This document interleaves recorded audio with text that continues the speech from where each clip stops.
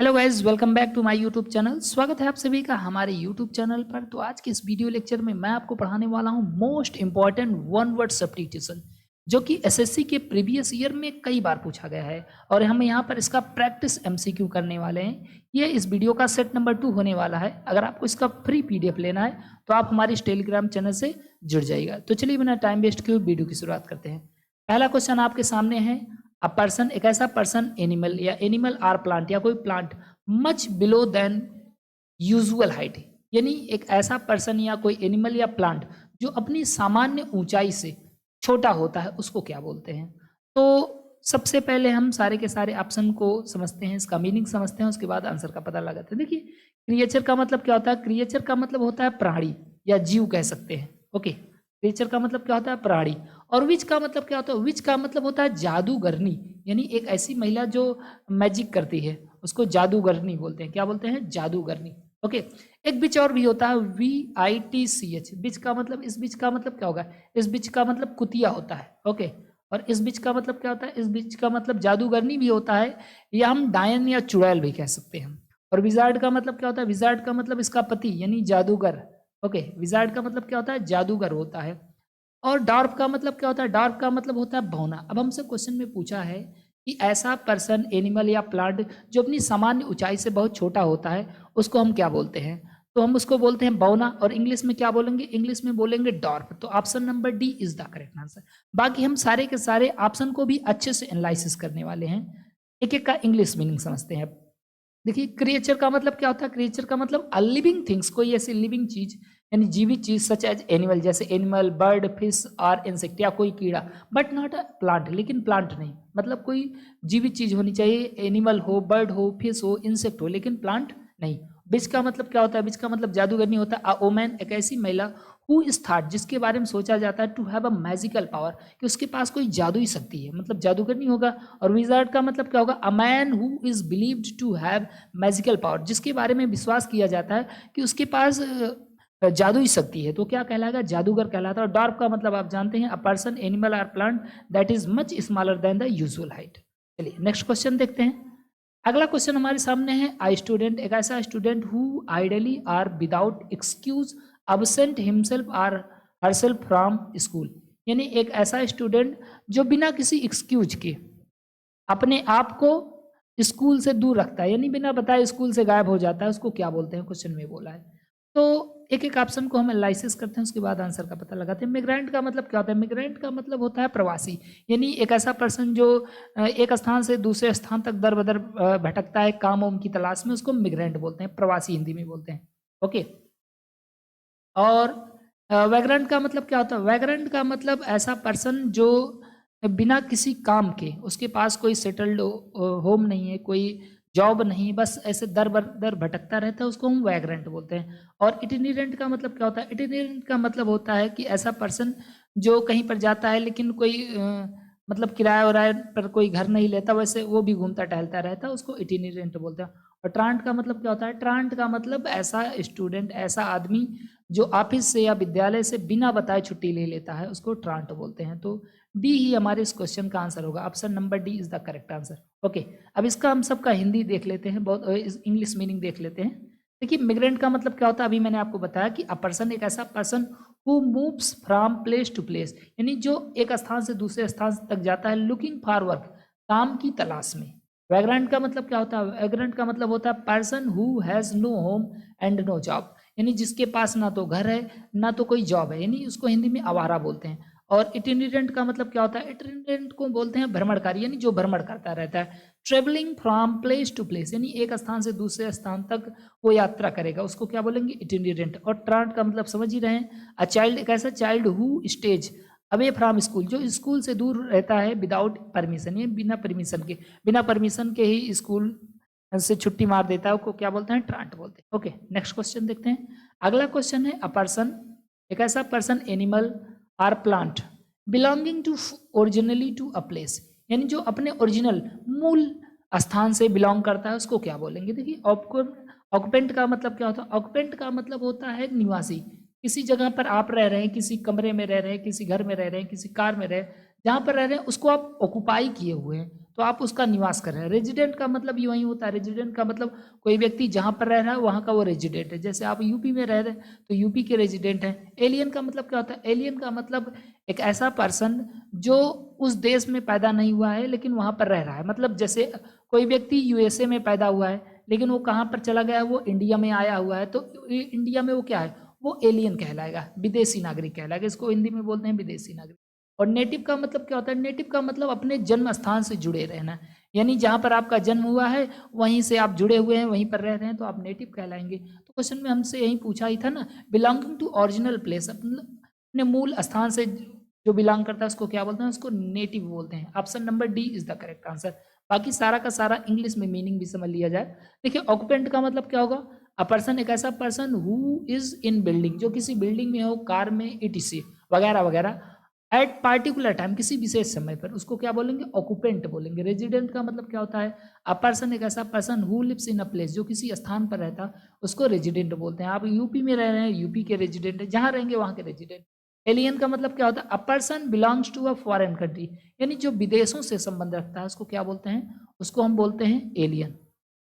और नेटिव का मतलब क्या होता है? नेटिव का मतलब होता है कि connect with the place where you are, जिस स्थान से आप पैदा हुए हैं, जहाँ से पर आप पैदा हुए थे वहां से कनेक्ट रहना, वहीं पर रहना क्या कहलाएगा?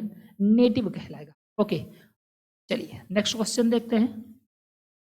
अगला क्वेश्चन हमारे सामने है, अ पर्सन, एक ऐसा person without a settled home or regular work, who wanders from place to place and live by begging, यानी एक ऐसा पर्सन विदाउट सेटल्ड होम, जिसका कोई सेटल्ड होम नहीं है, आर रेगुलर जॉब, या उसकी कोई जॉब नहीं है, हु वंडर्स, वो भटकता रहता है फ्रॉम प्लेस टू प्लेस, एक स्थान से दूसरे स्थान तक, एंड लिव, और जीवित रहता है बाई बेगिंग, भीख मांग करके, यानी एक ऐसा पर्सन जिसका ना कोई घर है, ना कोई जॉब है, बस इधर से उधर भटकता रहता है और मांग करके अपना काम चलाता है। तो ऑप्शन को एनालिसिस करते हैं। देखिए वैग्रेंट का मतलब क्या होता है? वैग्रेंट का मतलब होता है आपका आवारा, यानी ऐसा पर्सन जो जिसका कोई घर नहीं है, जिसकी कोई जॉब नहीं है, उसको क्या बोलते हैं? वैग्रेंट बोलते हैं। ट्रांट मतलब आप जानते हैं, ट्रांट का मतलब होता है बिना बताए अवकाश लेने वाला। ट्रांट का मतलब क्या होता है? बिना बताए अवकाश लेना। ओके, ट्रांट मतलब बिना बताए अवकाश लेना। और इटिनेरेंट का मतलब क्या होता है? इटिनेरेंट का मतलब होता है ऐसा पर्सन जो एक स्थान से दूसरे स्थान तक केवल भ्रमण करता रहता है, उसको बोलते हैं हिंदी में भ्रमणकारी। क्या बोलते हैं? भ्रमणकारी बोलते हैं। ओके, और मिग्रांट तो अभी मैंने आपको बताया था, मिग्रांट का मतलब एक ऐसा पर्सन जो एक स्थान से दूसरे स्थान तक काम की तलाश में जाता है, मिग्रेंट कहलाता है। हिंदी में प्रवासी बोलते हैं। ओके, चलिए इसको इंग्लिश में हम समझ लेते हैं, हालांकि इसको हम लोगों ने ऑलरेडी समझ लिया हुआ है। मिग्रेंट का मतलब a person who moves from place to place looking for work, यानी ऐसा पर्सन जो एक स्थान से दूसरे स्थान तक काम की तलाश में जाता है। वैग्रेंट का मतलब person who has no home no job, यानी उसके पास काम नहीं है ना तो घर है, ऐसे आदमी को बोलते हैं आवारा। इटिनेरेंट का मतलब भ्रमणकारी, travelling from place to place, एक स्थान से दूसरे स्थान तक यात्रा करने वाला। ट्रांट का मतलब a child who stays away from without school from permission में, यानी जो स्कूल से बिना परमिशन के गायब हो जाता है। इसको हम लोगों ने पढ़ लिया हुआ है। नेक्स्ट क्वेश्चन देखते हैं, अगला है a state of perfect balance, यानी परफेक्ट बैलेंस की जो स्थिति है वो क्या कहलाएगी? देखो सबका मीनिंग वैसे इक्वल ही होता है, इसलिए सबसे पहले हम सारा का सारा ऑप्शन एनालिसिस करते हैं ताकि आपको आंसर पता चल जाए। देखिए इक्विनॉक्स का मतलब क्या होगा? इक्विनॉक्स का मतलब ऐसी सिचुएशन जब दिन और रात बराबर होता है, दैट टाइम, एक ऐसा समय when day and night are equal, जब दिन और रात बराबर होता है तो उसको क्या बोलते हैं? इक्विनॉक्स बोलते हैं। इक्विवेलेंट का मतलब क्या होता है? इक्विवेलेंट का मतलब होता है इक्वल इन वैल्यू, यानी वैल्यू में इक्वल होना, अमाउंट में इक्वल होना, मीनिंग में इक्वल होना, इंपॉर्टेंस में इक्वल होना, हर चीज में इक्वल होना क्या कहलाता है? इक्विवेलेंट कहलाता है। और इक्विलिब्रियम का मतलब क्या होता है? I state of balance specially between forces or influence that are working in opposite way, यानी जैसे कोई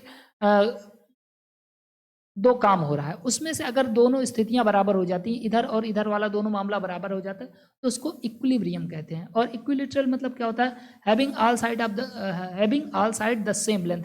इक्विलेटरल जानते हैं, जैसे मान लीजिए कोई मैंने ऐसे एक स्क्वायर बनाया और ऐसे ही बगल में एक और स्क्वायर बना दूं, हूबहू ऐसा ही, लो, तो ये क्या कहलाएगा? इक्विलेटरल कहलाएगा। ओके, तो क्वेश्चन में क्या बोला, क्वेश्चन में बोला है कि परफेक्ट बैलेंस की स्थिति क्या कहलाती है, तो उसको हम क्या बोलते हैं, उसको बोलते हैं equilibrium. Option number C is the correct answer. Okay, next question देखते हैं।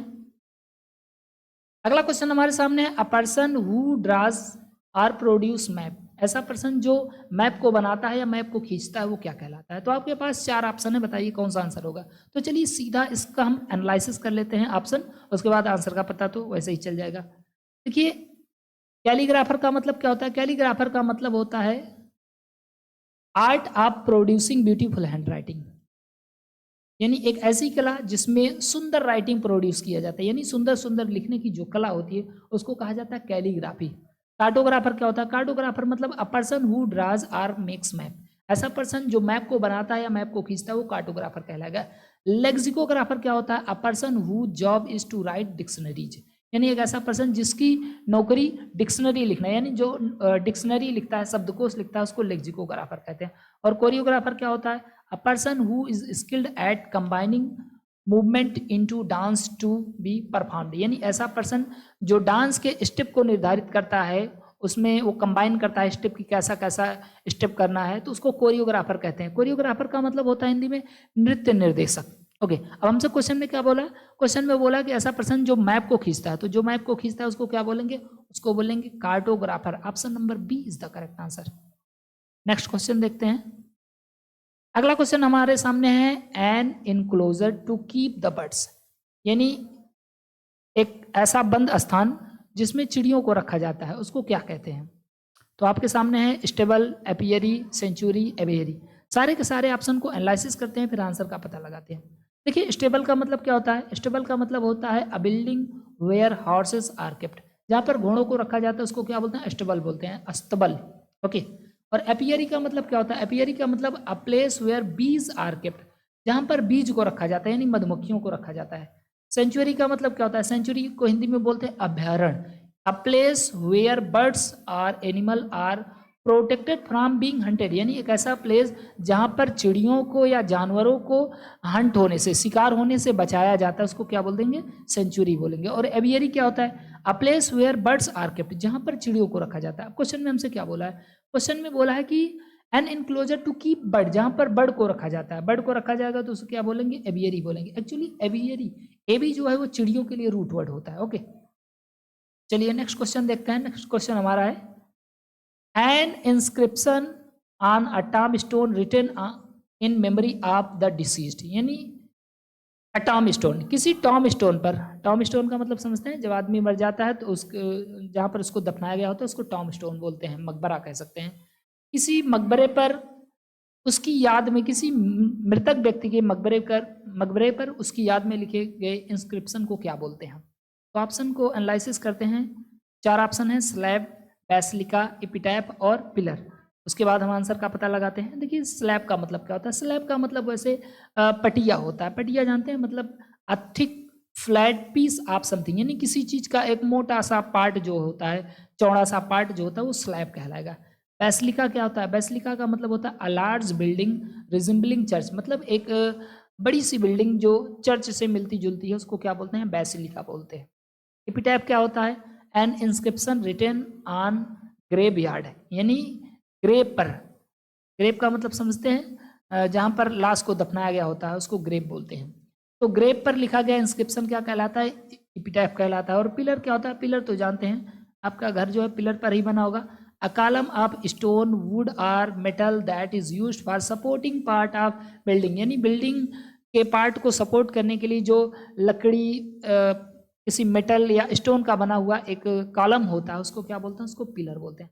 अब क्वेश्चन में हमसे बोला क्या है, क्वेश्चन में बोला है कि इंस्क्रिप्शन रिटन ऑन डिसीज्ड, मतलब किसी मृतक व्यक्ति के मकबरे पर लिखा गया हुआ इंस्क्रिप्शन क्या कहलाएगा, तो उसको क्या बोलेंगे, उसको बोलेंगे एपिटैफ बोलेंगे। Option number C is the correct answer.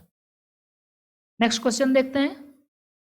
अगला क्वेश्चन हमारे सामने है, someone who believes that people can not change the way event will happen, यानी कोई ऐसा पर्सन जो बिलीव करता है, जो विश्वास करता है, पीपुल कैन नॉट चेंज, लोग बदल नहीं सकते हैं, द वे इवेंट्स, यानी घटना को घटित होने से कोई व्यक्ति बदल नहीं सकता है, जो ऐसा सोचता है उसको क्या बोलते हैं। तो हमारे पास 4 ऑप्शन है, सीयर, प्रॉफिट, फैनेटिक और फैटालिस्ट। सारे के सारे ऑप्शन को एनालिसिस करते हैं, फिर आंसर का पता लगाते हैं। देखिए सीयर का मतलब क्या होता है। सीयर का मतलब होता है अ पर्सन, एक ऐसा person who claims to be able to predict what will happen into the future. यानी ऐसा पर्सन जो इस बात का दावा करता है कि आगे क्या होगा, वो उसको प्रिडिक्ट कर सकता है, उसकी भविष्यवाणी कर सकता है, उसे बता सकता है। तो इसमें तो बोला है कि जो बदल नहीं सकता, जो बता नहीं सकता, तो ये तो होगा नहीं। प्रॉफिट का मतलब क्या होता है। प्रॉफिट का मतलब a person who is believe to have received message from God, यानी जिसके बारे में माना जाता है कि उसको ईश्वर के द्वारा मैसेज भेजा गया है कि जाओ तुम दुनिया में सदाचार फैलाओ, तो उसको प्रॉफिट बोलते हैं। ओके। और फैनेटिक का मतलब क्या होता है। फैनेटिक को हिंदी में बोलते हैं कट्टर। अ person who is very enthusiastic about something, यानी जो किसी चीज़ के लिए बहुत ज़्यादा मतलब अड़ जाता है। स्पेशली अबाउट रिलीजन, मतलब विशेष करके रिलीजन के मामले में, तो ऐसे आदमी को क्या बोलते हैं, फैनेटिक बोलते हैं। कहते हैं ना हम कट्टर हिंदू है, कट्टरवादी, यानी किसी एक चीज़ को ही मानेगा, अपनी चीज़ों को ही मानेगा। और फैटलिस्ट क्या होता है। A person who believes that event are decided by fate and can not be controlled, यानी ऐसा पर्सन जो विश्वास करता है कि इवेंट को डिसाइड कर दिया गया बाय फेट, भविष्य के द्वारा, हम कह सकते हैं ईश्वर के द्वारा ही डिसाइड कर दिया गया है और इसे बदला नहीं जा सकता, इसे कंट्रोल नहीं किया जा सकता, उसको क्या बोलेंगे, फैटालिस्ट। हिंदी में बोलते हैं भाग्यवादी। तो क्वेश्चन में यही हमसे पूछा था कि जो विश्वास करता है कि चीज़ों को कोई बदल नहीं सकता है, भगवान ने जो लिख दिया वही सत्य है, तो उसको क्या बोलेंगे, उसको बोलेंगे फैटालिस्ट। ओके, फैटालिस्ट। नेक्स्ट देखते हैं, अगला क्वेश्चन हमारे सामने है, person living at the same time. मतलब ये क्वेश्चन कई बार आया हुआ है, ये एसएससी का फेवरेट क्वेश्चन है। Person living at the same time, एक ही समय पर रहने वाले लोग क्या कहलाते हैं। तो हमारे पास चार ऑप्शन है, कंटेम्पररीज, कॉस्मोपोलिटियंस, कंपैट्रियट्स और कुलीज। तो सारे के सारे ऑप्शन को हम एनालिसिस करते हैं, उसके बाद आंसर का पता लगाते हैं। देखिए कंपैट्रियट्स का मतलब क्या होता है, सॉरी कंटेम्परीज। कंटेम्परीज का मतलब क्या होता है, belonging to the same time, एक ही समय पर बिलोंग करने वाला क्या कहलाता है, कंटेम्परीज कहलाता है। जैसे मान लो मैं पढ़ा रहा हूँ, कोई और भी पढ़ा रहा है इसी समय पर ना, मतलब 2025 जैसे चला है, तो हमारे इस साथ में जो पढ़ा रहे हैं इस समय आसपास के ईयर में, तो वो कंटेम्परीज कहलाएंगे। कंटेम्परेरीज का मतलब समकालीन, यानी एक साथ काम करने वाले, एक साथ रहने वाले। कॉस्मोपोलिटियंस का मतलब क्या होता है, person who assume the world as his family, यानी ऐसा पर्सन जो मानता है कि संपूर्ण संसार जो है वो उसका परिवार है। कहने का मतलब वो नेशनल प्रेजुडाइज से बहुत दूर रहता है, वो पूरी दुनिया को अपने परिवार के रूप में मानता है, उसको क्या बोलते हैं, कॉस्मोपोलिटियन बोलते हैं, विश्व प्रेमी हिंदी में बोलते हैं। और कंपैट्रियट्स का मतलब क्या होता है, कंपैट्रियट्स का मतलब होता है देश बंधु। अ person who comes from same country, यानी एक ही देश से आने वाले लोग क्या कहलाएंगे, कंपैट्रियट। जैसे मान लीजिए कोई व्यक्ति अमेरिका गया और एक व्यक्ति और अमेरिका गया है, तो वहां पर दोनों लोग क्या कहलाएंगे, कंपैट्रियट कहलाएंगे। और कुलीज का मतलब क्या होता है, कुलीज का मतलब हिंदी में सहकर्मी बोलते हैं। A person who works at the same place as you, यानी ऐसा पर्सन जो सेम स्थान पर काम करता है जहां पर आप काम कर रहे हैं, मतलब दो, एक व्यक्ति और एक व्यक्ति दोनों एक ही ऑफिस में काम कर रहे हैं, तो क्या कहलाएंगे, कुलीज कहलाएंगे, सहकर्मी हिंदी में बोलते हैं।